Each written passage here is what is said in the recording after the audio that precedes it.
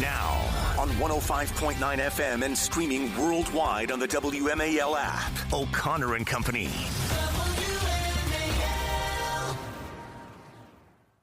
It's 5:07 here on this September 11th, Thursday morning in Washington, D.C. Thanks for tuning into O'Connor and Company. We had a full slate of content here today acknowledging the 24th anniversary of that horrible day on the 11th day of September 2001, and we'll certainly talk about it a bit today, but of course that's now been overshadowed by the assassination of Charlie Kirk. You know, I didn't know, Bethany, how I was going to do once I started talking, and here I go. I mean, I think we're just going to muddle through together. Thank you. Yeah, that's all we can do. We've got a lot to say. I've often said, I got a wonderful text message from Julie Gunlock yesterday because she knows how hard it is to do a show like this the day after a horrible school shooting or a terrible crime. And it's just hard to find the right tone, and it's hard to, cover the story, and it's hard to cover it without being outraged by the people who try to politicize that news story. And we've got all of that here. But then you add to the fact that this was our friend. Yeah. It's hard. I was watching so many of our friends do this live yesterday, including our own Derek Hunter. Yeah. Will Kane, Megyn Kelly. This is like this weird thing about what we do, that you have to process the loss of your friend and explain what it means to the world while you yourself are still processing it. Well, it's unfathomable. I'll tell you, 13 years ago, I was filling in for a morning show before I had this job at WMAL when I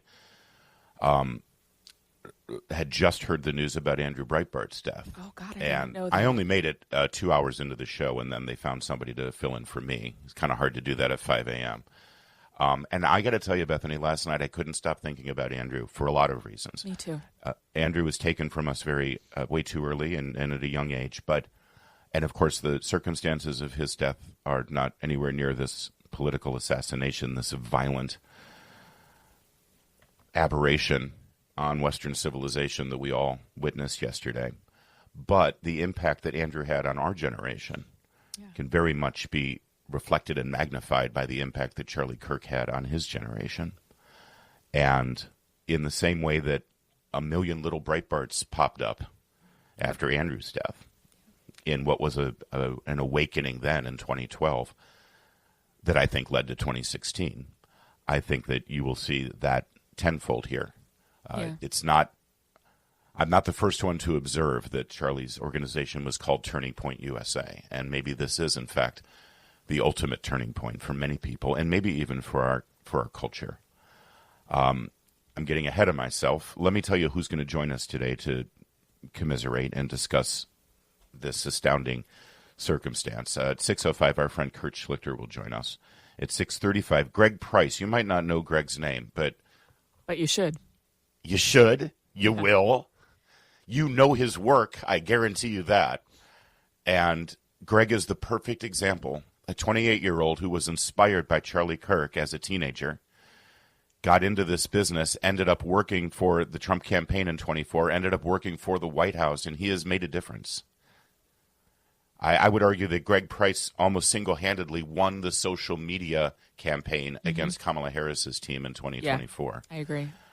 He's a genius, and he's a perfect example of what Charlie Kirk meant to all of those 20-year-old men and women, but I got to be honest, mostly men. Yeah. Charlie's example as a young man has been so instrumental for that generation of 20-something American boys. Stopped on Greg, and I've gotten stalled. 7:05, Governor Scott Walker, who knew Charlie well, he at Young America's Foundation would run parallel courses with Turning Point USA on college campuses. And I'm very interested to hear. I got a message from Governor Walker yesterday about YAF's reaction to this, what their security protocols will be when they go to college campuses this point forward. He'll share that with you. 8:05, KT McFarland. And then at 8:35, Susan Crabtree, of course, who is a reporter with unparalleled connections with Secret Service, and she's got some news on that end. Let's get you up to date on the news, by the way. There's not much to share with you. The suspect is still at large. Wild. The suspect is still at large, and one looks at this event, and I certainly don't want to be a Monday morning quarterback. I don't want to sort of act like a law enforcement expert, but my gut tells me that this was extremely well planned. Yes. And this is someone who knew what they were doing. Yes. And frankly, based on a lot of the things that I've seen here, including the immediate arrest of a person who was not actually the suspect, and a lot of sort of deceptive sort of behavior. There's certainly one gunman, it appears. But my gut tells me that there may have been other people involved in a conspiracy here, just in terms of the theatrics of the whole thing. Yesterday at 2:20 Eastern Time, 12:20 Mountain Time, the time that's relevant because he was in Utah at the Utah Valley University, Charlie Kirk had just finished joyfully throwing red MAGA hats out to a throng of college students. The crowds that he attracted at these events were remarkable. And I know when he started doing these college events, most of the people came out to scream at him and yell at him and debate him and call him names. But by yesterday, by the end, it had turned.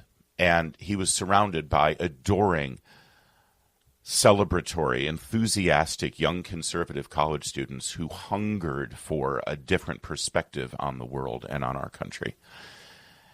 Wearing a Freedom T-shirt, he sat down and did what Charlie always does, not to deliver a tirade, not to be divisive, as we keep hearing from cable news talking heads, not to be controversial, not to be a provocateur. They keep saying this about him without actually knowing what Charlie did. Charlie would sit in a chair and open up a microphone and just talk to people. With Bethany, respect. he just wanted to talk to people. Yeah, with respect. And that was, Yes. I mean, that was the thing, like the New York Times headline, provocateur, was their first draft of the headline. Yeah, as if he provoked this. Yeah. We know why they choose these words, Bethany. Yep. When they tell you who they are, you believe them, and we should believe them. But, I mean, he was able to do this in a way that was kind and respectful. And even, I mean, this is what was happening at the moment that he was shot, and I don't think it was an accident that he was talking about transgender issues. He would talk to people. In fact, if I could, it was an open mic. The first question was asked about faith. The issue of transgender violence and the recent shootings at the hands of transgender individuals, it wasn't Charlie. Charlie didn't raise that topic. It was one of the people in the crowd who asked about it. I just wanted to make sure that was clear. Yeah. Because the way it's painted, he was going off on a tirade, and no, and he wasn't going off. He never does. No. But even when he was faced with people who would say, I was born a man and now I am a woman, he would talk to them with kindness and respect, but also say to them the words that they needed to hear, that you are made in the image of God. God did not make a mistake, and I'm praying for you, but I will not collude with the demons that are inside of you that tell you something that is deeply false. He spoke to people with whom he deeply disagreed, with incredible gentleness and kindness. He was nicer than me. Yeah, me too. When he engaged with people. I know, me too. And you know, it's he would have people screaming in his face, and he always kept calm, and he always kept respectful. And you know, so many people have asked, well, who next? Who in his place? No one. No one was 31 years old and could do this. I'll address that and a whole lot more, and I want you to hear what the president had to say as he gave an Oval Office address. The outpouring of attention that Charlie Kirk got here on his final day on this planet is incredible to witness, actually. You can tell the kind of impact Charlie Kirk had in just the few short years he was with us by the kind of reaction, the sweeping, worldwide, international reaction. I want to share a lot of that with you. And I'll answer your question about who replaces Charlie Kirk. I've got an answer because, again, we went through this with Andrew. So stick with us. Stick with us. You're already giving me texts and tweets of support, knowing that there's going to be a motion this morning. I appreciate it. We'll get through it. We got to. Charlie would have wanted us to. So 5:15. WMAL, making sense of the news. Live from the Home Paramount Pest Control Studios. Home Paramount, the leader in pest control since 1939. Oh boy, the best laid plans here. I'm already well off of how I charted out where I wanted to go this morning as we started talking about it, but I knew that we would just... I don't know how you keep it together. Yeah.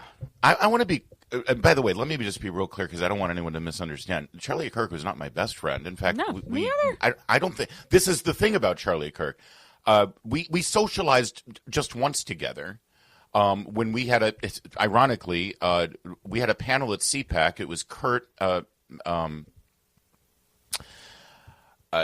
and Charlie and a couple. Sorry, I'm blanking on the names who were involved. It was 3 years ago where we marked the 20th anniversary of Andrew's death, and I remember when Mercedes called and said, "Yeah, Charlie's going to be on the panel. He really wanted to be on this panel," and I moderated, and we talked about Andrew Breitbart's impact on the conservative movement. I said, "Mercedes, I love Charlie, but I got to ask you, he wasn't there. He wasn't around. Yeah.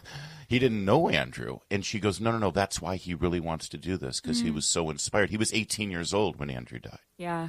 I mean, he was 18. And that's where I just want to answer real fast. That's what I mean. When you said who replaces Charlie, we were all saying who replaces Andrew, and I realized, wait a minute, one of us doesn't replace Andrew. But I replace Andrew. Ben Shapiro replaces Andrew. Dana Lash replaces Andrew. Greg Gutfeld replaces Andrew. All of the Andrew Klavan, Stephen Crowder, all of these people that Andrew impacted and inspired, we now, in our own way, use our own talents to do it. And little did we know that at that moment, Charlie Kirk was replacing Andrew. And that's exactly what's going to happen here, Bethany. Yeah, I agree. There's going to be a legion of Charlies.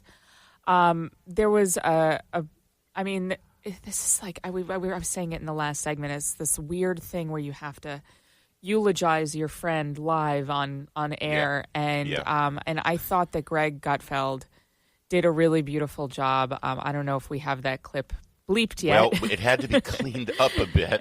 Let's bless see him. It is ready. Let's go to that, and then we'll go to what the president had to say. We have a lot of people's reflection, and of course our personal reflection. If I can just button it up real fast, though, like I said, we texted each other. We had DMs together. We socialized that one time when we did the panel, but we always saw each other in passing. I interviewed him often. But the thing about Charlie is we can all say he was our friend because that's how he was. Yeah. Yeah. We in fact, unlike anybody else I know, either in conservative politics or in media, which are two very, very competitive and ego-filled arenas. Mm-hmm. Everyone that I know has somebody that they really don't like and that they don't get along with, and they have some. And sometimes you know who it is. Most of you know who I don't like and who I don't get along with, and God knows we know who Bethany picks fights with. I can't think of anybody. Yeah. I can't think of anybody. I know a lot of people who didn't like Charlie because of his tactics or his politics, but they were people who were outside of the movement or outside of media. Right. And here's the other thing about Charlie. I also feel like every single one of us at one point in our lives publicly on social media said, "Hey, Charlie, you're wrong about this, and here's why." And he didn't hold a grudge. No, he didn't hold a grudge. No. In fact, quite the opposite. I remember once when he DM'd me and said, "Dude, did I get this wrong? Please, what's going on?" And I DM'd and he goes, "Oh, okay, I get it. I didn't realize that. Well, hear me out. This is why I think this." That's what he wanted to do. He just wanted to talk to people, and if you disagreed with him, he wanted to talk to you even more. And that I think is the lesson that perhaps there's a lot of lessons to take from this. But if we're trying to be positive, I think that's one of the lessons here. Matt Walsh tweeted, and Matt Walsh is another person that I think is an inheritor of this mantle, but he said the entire right has to band together. Enough of this infighting nonsense. Yeah. We are up against demonic forces from the pit of hell. They're killing us in our churches. They've tried to kill our president, and they killed Charlie, one of our greatest advocates. Put the personal squabbles aside. Now is the time. This is existential, a fight for our own existence and the existence of our country. That's it. Well, as usual, well said, Matt Walsh. We're going to share with you what Gutfeld said, and Jesse Waters, and President Trump, and Scott Jennings, and of course we have more to say. But as we close out this segment in particular, let's hear from Charlie, because I found this clip yesterday, and I think that it speaks volumes. Listen to this. Go around universities and have challenging conversations, because that's what is so important to our country, is to find our disagreements respectfully, because when people stop talking, that's when violence happens. I've never seen someone do this. Well, it's a growing trend because people like me are facing violence, assault, the left. Yes, the campus Antifa. I've been stormed out of restaurants. I've been assaulted publicly, multiple death threats. Okay, so what's your goal in all this? There's more people that agree with me than some people would actually believe, and they come out of the woodwork when I do stuff like this. We record all of it so that we put it on the internet so people can see these ideas collide. When people stop talking, that's when you get violence. That's when civil war happens, because you start to think the other side is so evil and they lose their humanity. That's Charlie Kirk. We'll keep talking. We're never going to stop talking. It's 5:23. All right, coming up, more of our own personal reflections and memories of Charlie Kirk, and you'll hear what the President of the United States had to say, what many of our friends in the media had to say, the reactions literally from around the world, presidents, prime ministers, even Yankee Stadium with a moment of silence for Charlie Kirk, a husband, a father, assassinated at the age of 31. It's 5:30. WMAL FM, Woodbridge, Washington, a Cumulus media station. Making sense of the news. News Talk 105.9. WMAL. News now.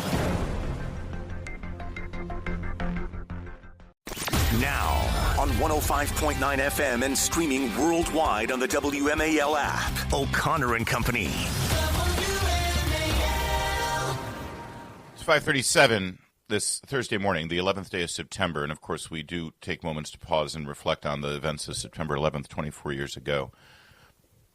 They can never be fully overshadowed, of course.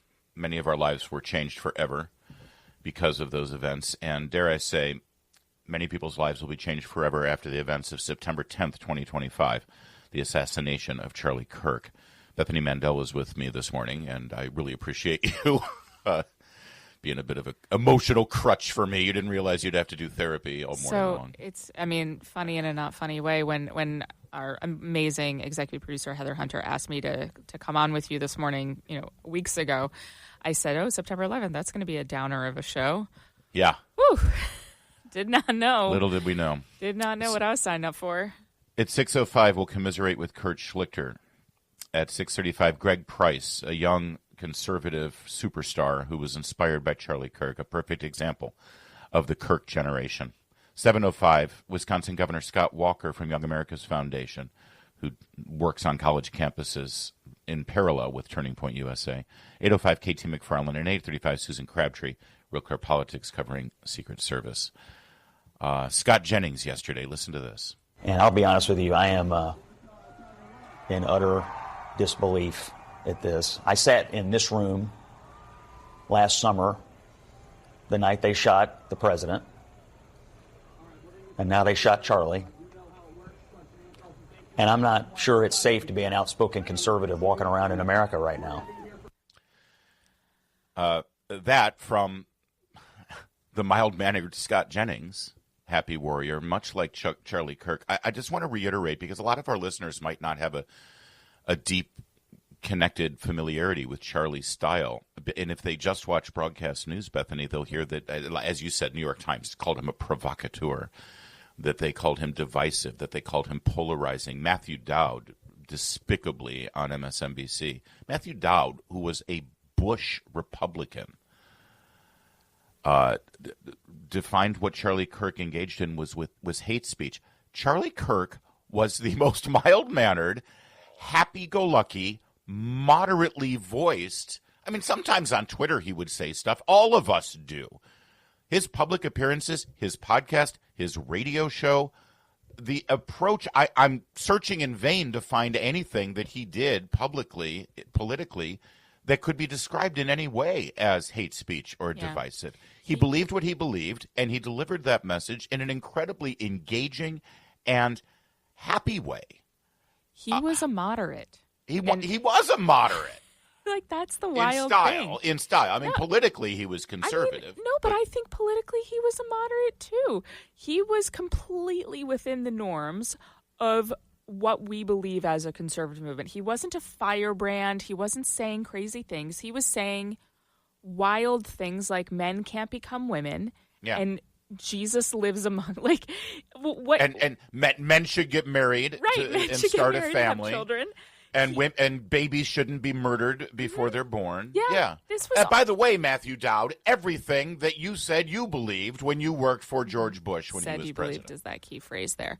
No, I mean, he was very moderate. And that's, I think, part of what really disturbed people about him, both in life and now in death, is that he spoke for most of us. And he said the things that, are kind of hard to say. But he said them, and he said them with kindness, but he said them with certitude. One of the clips that I saw circulating, which I loved, Charlie, he didn't graduate. I don't even think he went to college. He did not. He jumped right in. He didn't. He and I, it was one thing we had in common. Yeah, and I love it. That neither of us went to college. We just did this with a high school degree. And that's, I mean, I love it. And there was a beautiful quote that I saw being passed around of him quoting Aristotle. How many college graduates can quote Aristotle? Bethany, last month he engaged in a debate at the Oxford Student Union. We're going to play some of that for you. We've got Charlie in his own words. We want to remember him and play some of his great moments over the last year, some from just last month, some from this week.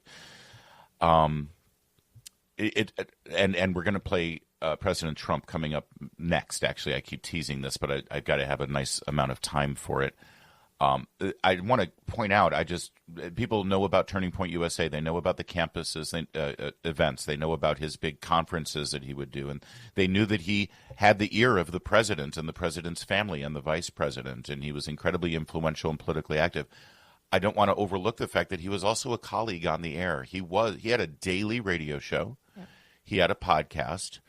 In fact, my video streaming show that I do for Town Hall Media is owned by the same parent company that Charlie Kirk's podcast was with. We were colleagues with that media company, and he was everyone who I know at the company that worked with him loved him. He was incredibly great to work with, and not all radio hosts, especially popular podcasters, are that great to work with. That's true. And one quick anecdote before we take a quick breather, and then we'll come back with the president. My brother, who lives in Detroit, my brother Dennis Doc, when Charlie Kirk got a radio show, my brother is a huge talk radio fan, and he's probably listening right now. He asked, "Hey, who's this Charlie Kirk guy? He's got a big young following, right? So he's going to get a big young audience on his talk radio show, right?" And I said, "Well, he does have a big young following, but his audience doesn't listen to talk radio." Let me tell you something. Charlie Kirk was not put on the radio to do a talk radio show because they thought he would bring young people. Charlie Kirk is what all of the old people who listen to talk radio want their sons to be. or their grandsons to be. That's who he represents, and that was it was so smart for him to do this, because when he went to talk radio, he opened up a whole new audience of people who are Gen X or Boomers who were like, "Oh, thank God, the younger generation isn't completely lost. We've got this young man who thinks this way and believes this. I want my daughter to marry him. I want my granddaughter to marry him." Yeah. No, he really, what's been interesting to watch is that, that we knew him personally, but then opening up Facebook and seeing a lot of people I went to high school with who I didn't know what their politics were, mourning his loss. And they never had the courage to post about politics before. Yeah. And they posted about Charlie last night. And, of course I defriended my cousin's birth father, whatever. But the vast majority of the people on my Facebook who I never knew their politics, obviously they knew mine, but I hope that he gives courage. Oh, he does. He does. We'll reflect on that a little more. Up next, I promise, President Trump's Oval Office address on the assassination of Charlie Kirk, coming up in a moment. It's 5:44. Mark Levin, weekdays 6 till 9 on 105.9 WMAL, making sense of the news. Yesterday, Charlie Kirk was assassinated doing what he loved to do. He was in the public square. He was peacefully debating and engaged in political discourse. And they murdered him because they disagreed with him and they had no argument for his ideas. As he said in the clip that I just played for you, when people stop talking, that's when you get violence. And that's what we saw yesterday. President Donald Trump, who knew Charlie personally, ordered flags at half-staff at the White House. And then later in the evening last night, he addressed the nation from the Oval Office. Let's take a listen. To my great fellow Americans, I am filled with grief and anger at the heinous assassination of Charlie Kirk on a college campus in Utah. Charlie inspired millions, and tonight all who knew him and loved him are united in shock and horror. Charlie was a patriot who devoted his life to the cause of open debate and the country that he loved so much, the United States of America. He fought for liberty, democracy, justice, and the American people. He's a martyr for truth and freedom, and there has never been anyone who was so respected by youth. Charlie was also a man of deep, deep faith, and we take comfort in the knowledge that he is now at peace with God in heaven. Our prayers are with his wife, Erica, the two young, beloved children, and his entire family, who he loved more than anything in the world. We ask God to watch over them in this terrible hour of heartache and pain. This is a dark moment for America. Charlie Kirk traveled the nation, joyfully engaging with everyone interested in good faith debate. His mission was to bring young people into the political process, which he did better than anybody ever, to share his love of country and to spread the simple words of common sense. On campuses nationwide, he championed his ideas with courage, logic, humor, and grace. It's a long past time for all Americans and the media to confront the fact that violence and murder are the tragic consequence of demonizing those with whom you disagree day after day, year after year, in the most hateful and despicable way possible. For years, those on the radical left have compared wonderful Americans like Charlie to Nazis and the world's worst mass murderers and criminals. This kind of rhetoric is directly responsible for the terrorism that we're seeing in our country today, and it must stop right now. My administration will find each and every one of those who contributed to this atrocity and to other political violence, including the organizations that fund it and support it, as well as those who go after our judges, law enforcement officials, and everyone else who brings order to our country. From the attack on my life in Butler, Pennsylvania last year, which killed a husband and father, to the attacks on ICE agents, to the vicious murder of a healthcare executive in the streets of New York, to the shooting of House Majority Leader Steve Scalise and 3 others, radical left political violence has hurt too many innocent people and taken too many lives. Tonight, I ask all Americans to commit themselves to the American values for which Charlie Kirk lived and died, the values of free speech, citizenship, the rule of law, and the patriotic devotion and love of God. Thank you, Mr. President. It's 5:53.